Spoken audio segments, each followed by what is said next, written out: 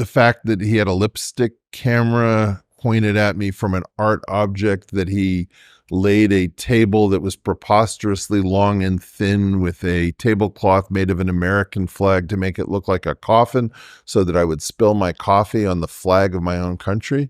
I mean, the fact that he looked like a mutant Ralph Lauren with this kind of lubricious quality, and he's talking all of the science and market stuff, and nothing adds up, and there's an heiress bouncing on his knee to get her boobs to jiggle to see whether it can distract. I mean, it's like one of these crazy scenes where nothing about it was normal. What's going on, everybody? Welcome back to the channel. Hope all's good wherever you are. Well, this Epstein thing has been nothing but a disappointment and a freaking disaster, if I'm honest. I'll give you my thoughts at the end of the video on all of it. I share the same ones that a lot of you share, I'm sure. But first, I want to play you a couple of clips of Modern Wisdom with Chris Williamson. This is 2 different clips of him having Eric Weinstein on his show, and I don't really know what to make of it. It's creepy, it's weird, it's interesting. You guys let me know in the comment section what you think about it. Let's get to the first clip. You met Jeffrey Epstein once. Yep. Talk to me about what that's like, coming face to face with somebody of that caliber. Whatever that means. Well, one thing is that there is a physiological reaction that corresponds to this phrase that, you know, the hair on the back of my neck stood on end. Like, that's a real physiological feeling. I don't know whether the hair actually does that, but it's exactly what it feels like. You're meeting somebody who is unholy. And, you know, one of the most interesting things is that he was beckoning into a world that didn't seem to exist but for him as the doorman. I think that's one of the things that freaked out a lot of these rich people is that he felt rich in a movie sense, which is not something that you find among actually rich people. What do you mean? Well, a lot of very wealthy people don't own an island. Islands are really tough to maintain. I'm obsessed with islands, and you know, in general, I have to be obsessed with islands that have airports run by other people because, you know, they have populations on them. But every rich person starts to wonder, can I afford an island, or how many jets? And if you look at Jeffrey Epstein's wealth, it was like gold beaten into gold foil so that it could cover a vast area and leave the impression of a solid gold life. But it was really probably a mid 9-figure fortune that had been used to buy islands and planes, which is not what any 9-figure person is going to do. So you had a felt sense, an embodied sense of discomfort? Oh, hell yeah. And where did that come from? The fact that he had a lipstick camera pointed at me from an art object, that he laid a table that was preposterously long and thin with a tablecloth made of an American flag to make it look like a coffin so that I would spill my coffee on the flag of my own country. I mean, the fact that he looked like a mutant Ralph Lauren with this kind of lubricious quality, and he's talking all of the science and market stuff, and nothing adds up, and there's an heiress bouncing on his knee to get her boobs to jiggle to see whether it can distract. I mean, it's like one of these crazy scenes where nothing about it was normal. There was no trace of a normal world. That sounds like a script from a movie. Yeah, I mean, I think part of it, John Travolta is like putting a gun to your head and forcing you to drink and break a code in a minute. Yeah, like that part of it. And then there was some sort of like, you know, remember that story, The Most Dangerous Game, where a man invites you to his island so he can hunt you? You know, this was scary, and it was meant to be scary. Sounds menacing. Well, I think his product was silence. People think that his product was sex or finance, but it was silence. I'm pretty sure. What does that mean? If you're scary enough, look, rich people can get sex, but they can't necessarily get people to shut up afterwards. So my take on it, and my take on it instantly was, this is not an actual human. This is a construct of someone's. Someone has created a fake human being called Jeffrey Epstein, who's a mysterious currency trading financier with crazy rules so that no one would ever invest with him. And I think that was to keep people from seeking his investment services. I mean, he's labeled disgraced financier, but nobody has a record of trading with him. He was sitting there, he comes into the meeting and he says, well, Eric, I was just doing some currency trading. And I thought about that scene that you sometimes see and as a meme with Steve Buscemi with a skateboard over his shoulder. Hello, fellow teenagers. Yeah, hello, fellow financial traders. Exactly. So I'm thinking, you don't really look like a rich guy who trades in markets. Look, guys, sorry to stop it right here, but if you don't mind just smashing that thumbs up button for your boy, and if this is not your first time here and you're not yet subscribed, hopefully this could be one of the videos that I earn your subscription. Let's get back to it. The thing that I'm finding myself intrigued by here is it takes a moderate amount of cognitive horsepower to be able to piece together this theater that you sat down at. Yeah. Deployed in a nefarious, malicious, manipulative way. Mm-hmm. But it's smart. What do you mean it's smart? Say more. It's not something that could be done by a simple mind. You think he did it? Oh, he has a team of manipulators? No, when I say I think he was a construct, I literally mean that. I think he was constructed, like fitted with a story. Oh, so you think he was a plant? No, I think he was a construct. What's that? Okay, you're going to have to dig into it. I think Jeffrey Epstein, super genius financier, was not a thing that existed. Where did the money come from? You're going to mumble Lex Wexner? Okay, so that's what you mumble. But then, there's this missing fortune of Robert Maxwell and this fortune of Jeffrey Epstein that we can't explain. Are those the same fortune? It's like a conservation of money principle, that if you have a fortune that's missing and you have a fortune that can't be explained and they're connected by Ghislaine Maxwell, I don't know. Why is it that no hedge funds, what is it? They file form, I forget if it's 13F. There's certain forms that you have to file. Nobody's ever asked for these things. Who's his prime broker? Where has somebody gone over the prime brokerage? What are his trades? He would have to move the market if he was, doing a yard of euros or Swiss francs or who knows what, as like $1 billion. That would move the market. So there's no way you can fake retroactively a hedge fund of immeasurable size that trades currencies. I don't think he was a currency trader. He told me he was a currency trader. So when you say a construct, who constructs? Who's the builder? I don't know. I would imagine some version of the intelligence community. Sometimes somebody's cover gets blown. We have a very famous, unfortunate story of Eli Cohen with the Mossad, where Eli Cohen was an Egyptian Jew who was fitted with a backstory that he was an Argentinian playboy who'd made a fortune in Argentina, but was Arabic in origin. And then he moves to Damascus and he takes out an apartment where he holds orgies and becomes the best friend of Hafez al-Assad, right? And so that's an example of a story we know. We know how the intelligence communities of the world create people who don't really exist. Construction of, I know that this is just a one-time thing here that you got to see, but the construction of the coffin-looking American flag, the spilling of the coffee, this weird power play thing that's going on.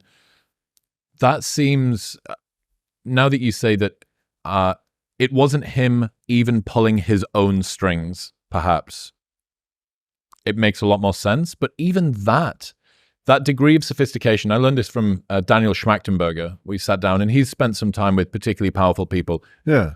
And he told me this really harrowing story of somebody who has both the desire and the means to treat themselves like an apex predator against their own kind. And they said so. They broke the fourth wall about this and said apex predators don't care about the prey, but they saw their own kind as prey. And I asked Daniel, how does it feel to sit opposite somebody who isn't rate limited by the resources, who can not only dream to have this, plus have the motivation or lack of virtue or integrity to go ahead and consider doing it, and then has the capacity, the assets to be able to enact it. Sure. And it's reminding me, it's giving me this same something. It feels like it's up on the top of my head. It's giving me some sort of a sense like that. This was intended to be terrifying. It wasn't an accident. It was intended to be as fascinating as it could possibly be, which it was, and terrifying at the same time. And it achieved both. It achieved both objectives. I mean, I was given an opportunity to meet him again. I didn't know what to do. I mean, the other thing that I just found really weird is that he knew about my research. And it turned out that he was connected to my graduate department at Harvard. So he had a connection to the Harvard math department, unbeknownst to me. I don't know when that began. I know two of the professors he was connected through. But this is some unholy story. It has nothing to do with Jeffrey Epstein. It has to do with whatever this thing was. We tripped over a thing. We tripped over a structure. We named the structure Jeffrey Epstein. It must be very unfortunate in some regards for whoever it was, if that's true, that was in charge of this construction, that it became that people got T-shirts with his name printed on them. But this was already going wrong in the early 2000s. You see, my sense of this is that this was a pre-internet plan that lived into the internet age and couldn't survive contact with the internet age. What did the internet bring in that didn't allow it to survive? Eyeballs, discussion. Level of surveillance. Well, you know, there's a claim that nobody cares about Jeffrey Epstein because it's this many years later and we've all moved on. Yeah, that's completely untrue. And we know that it's true because if you start talking about Jeffrey Epstein, the engagement goes up. So you have these fictions like, you know, that are put out by mainstream media or traditional news desks, which is, and nobody cares about that story. Well, that you can see from social media that that's not true, from the internet. So the internet is constantly providing an ability to check whether or not these claims from inside the structure are true. And Jeffrey Epstein is an example of what I've called an anti-interesting phenomenon. What's that? Well, an anti-interesting thing is something that would normally be fascinating. Imagine, for example, you had a story where you could get a Pulitzer Prize for breaking it. Everybody cares. You sell papers like hotcakes, blah, blah, blah, and nobody wants to report on it. And it's like right there. You could just ask the dumbest questions and it would, like, New York Times says, disgraced financier. Well, tell me, did you find his prime broker? Did you find the forms? Did you go to his offices in Villard House? No, nobody does, ever. The story is anti-interesting, and it's very different than being uninteresting. Which would suggest more collusion, more coordination. Hello? I mean, see, this is one of the most uncomfortable things. I think there was a time when people said collusion or coordination, the presumption was, well, that's pretty far out there. We now know, like post Elon Musk's $44 billion adventure at Twitter, that there are these coordinating groups coordinating social media with the intelligence community or with the Department of Homeland Security or with the State Department. We now know that we're living in an orchestrated, curated, choreographed world. And we can't know it officially, but we all know it if we want to know it, which is hysterical. Now we have to talk about, well, are you a conspiracy theorist? Like, I read the Slack messages. I read the emails. What are you even talking about now? Yeah, the whole thing is crazy. I wasn't 100% optimistic that we would get the answers that we all want here, that we're not going to be lied to, but we were. The DOJ released a 2-page memo stating that there is no Epstein client list. Like, maybe the guy didn't have a physical list, but there's no way he didn't have a list of clients. Anybody who believes this at that level, that the guy didn't have clients. Ghislaine Maxwell is in jail for trafficking girls to Jeffrey Epstein. What, you tell me there's no pilots that brought the girls there? There was nobody on the island that helped him out. There was no middleman. There was nobody flying. He did all this by himself. Ridiculous. Absolutely ridiculous. I'll give you my thoughts after the next clip, but why did the guy take his own life? There's no evidence, apparently, of any involvement of third parties or anything? Nah, dog. Nah, dog. This ain't it. I was not a fan of Pam Bondi to start with because of what she did when she was in Florida about the Second Amendment. I'm a very pro-2A guy. It's a very important topic to me, a voting topic to me. And what she did to make it harder, or try to make it harder for good gun owners to get guns, unacceptable. Let's get to the next clip. I'll give you my thoughts at the end of the video. What do you make of the most release of Epstein documents? You tell me. Oh, man. I mean, surprising to see Stephen Hawking on there in some ways. But why? I wouldn't know what Jeffrey Epstein would want with Stephen Hawking. What are you assuming is so terrible about Stephen Hawking being in these documents? I didn't say that it was terrible. Okay. Like that answer. That's interesting. I'm surprised that Jeffrey Epstein would have an interest in Stephen Hawking beyond him being somebody that is well-known, influential, powerful, and potentially leverageable, that makes me think, what? He took an interest in physics, and I don't know why. And you do. At least you have an idea about why he took an interest in physics, Jeffrey.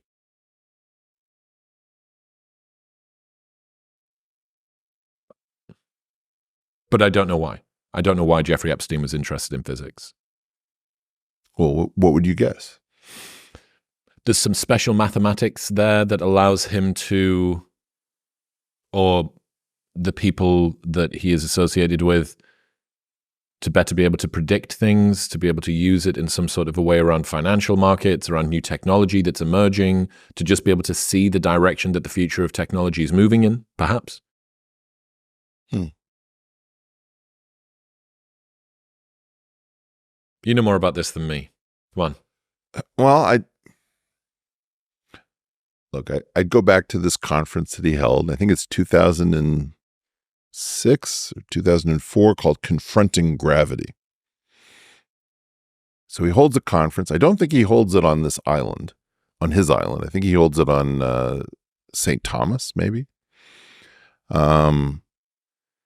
And this is entirely consonant with an earlier meeting that he had with me, where he wanted to know about what I was doing with mathematical physics. And I have to say,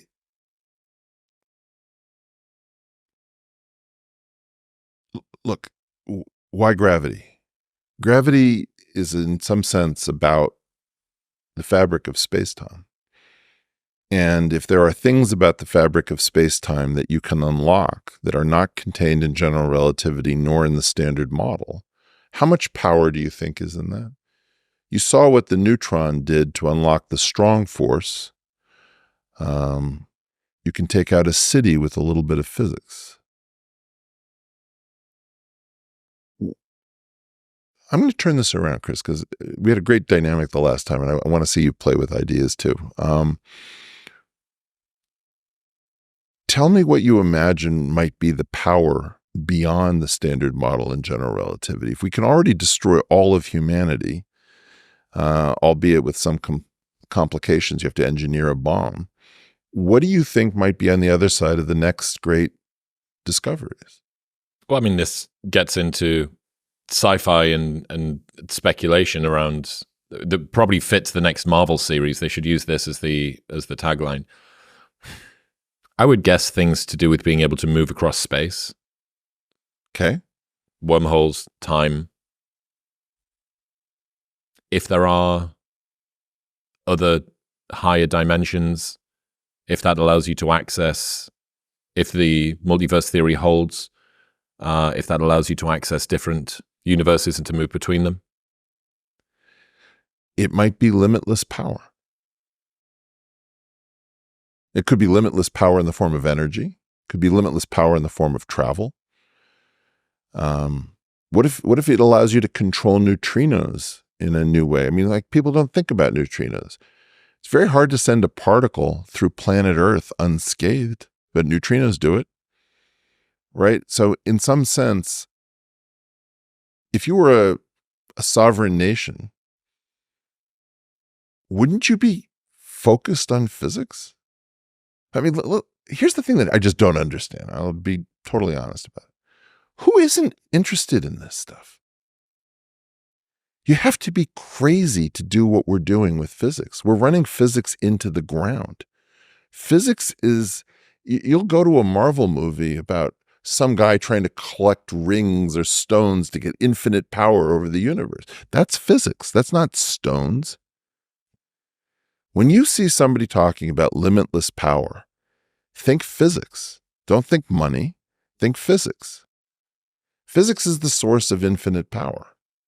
And is Jeffrey Epstein sufficiently versed in physics to know that he needs to be at the forefront of this? No. But this is what we dealt with last time. So kids, if you haven't seen last time's episode, I don't think it was Jeffrey Epstein. I don't understand why we're so focused on this man.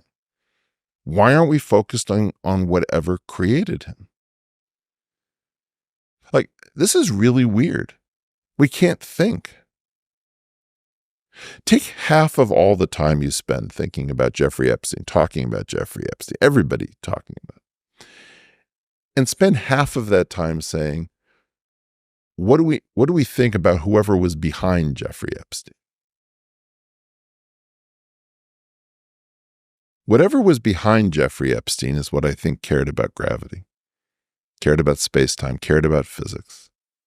And you get to use this supposed financier as a wedge to be able to start to break this open? Well, this is the thing. If I'm looking, there's a picture of Lisa Randall at this conference. Nobody's worried about the sexual depravity of Lisa Randall. This is stupid. Lisa Randall's an amazing physicist. He was interested in physics. Jeffrey Epstein, whatever he represented, cared about physics. Does that make you more or less nervous? Well, you have to appreciate, I have no idea why my country, the United States of America, doesn't care about physics anymore. It canceled the SSC in 1993. SSC? Superconducting Super Collider. It's bet the farm on string theory, which has completely not worked out. We're now in 2024. This is the 40th year anniversary of the Green-Schwarz anomaly cancellation, which basically handed the keys to the liquor cabinet of physics over to the string theorists. And they've been drunk on these stories about the first superstring revolution, the second superstring revolution, all these things that they're going to do, the theory of everything. And they just had a panel discussion at the World Science Festival with Brian Greene moderating between David Gross, Edward Witten, and Andy Strominger. And this thing is delusional. Why? I don't know. I mean, physicists I know are calling me up and saying, you're right, Eric. I can't believe how crazy this is, because they're pretending that they didn't flush 40 years down the tubes,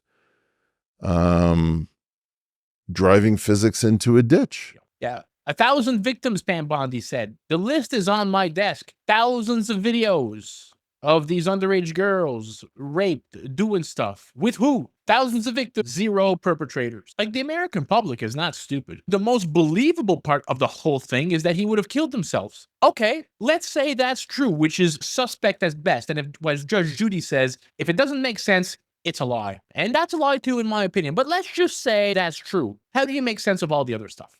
You can't. All these abused girls, all these abused American girls, and nothing is going to ever happen. No justice, because of the elites are getting their way again. Pam Bondi gets caught saying that there's thousands of videos. Elena Habba's on Piers Morgan saying, hey, this is disgusting. Heads are going to roll. We've seen the list. Everybody's seen the list, but now there's no list. Now, I get that the implications of some of these people, I'm not saying Bill Gates did anything wrong, but let's say hypothetically, Bill Gates was one of the people that did something wrong with people that were way too young. And let's say there's a bunch of politicians on there, and then 5, 6, 7, 8, 9, 10 of the biggest CBOs in America. It could send the stock market into free fall if all these things came out. Is it worth it? Is it worth it to send the stock market, hypothetically, into free fall to convict these evil people? Absolutely. Absolutely. We suffer a bit in the front end and it comes back. Absolutely, it would be worth it. But we'll never know. Eric Weinstein talks in these videos about a higher puppeteer, a puppet master kind of controlling Epstein. That's most likely what it is. We know he worked for Mossad. The whole thing, to me, the whole thing is disgusting. And I don't know what to say. I'm disappointed in the whole thing. I can generally find a piece of humor in most things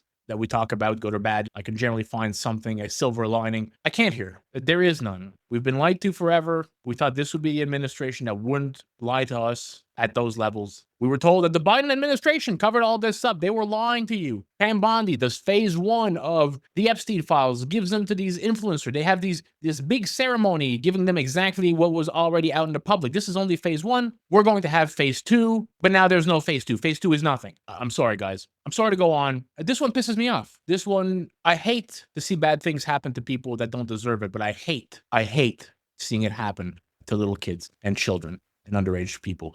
Subscribe, like the video, all that stuff, and I'll catch you in the next one. Peace out, everybody.